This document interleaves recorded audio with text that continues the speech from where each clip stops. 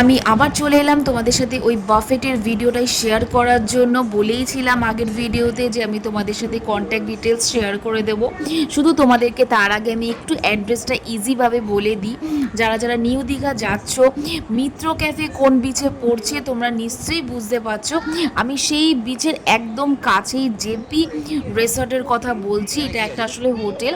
আরেকটা রাস্তার দিকটা তোমাদেরকে বল দিই, সেটা হচ্ছে যারা জাহাজ বাড়ির ওখান থেকে একদম সোজা মিত্র ক্যাফের দিকে যাচ্ছ, সেইখানেরই বাঁ হাতের দিকেই পড়বে, মানে লেফট সাইডে জেপি রিসর্ট হোটেল। এটা একটা তোমাদেরকে দেখো আমি স্ক্রিনের মধ্যে এই নাম্বারটা দিয়ে দিচ্ছি।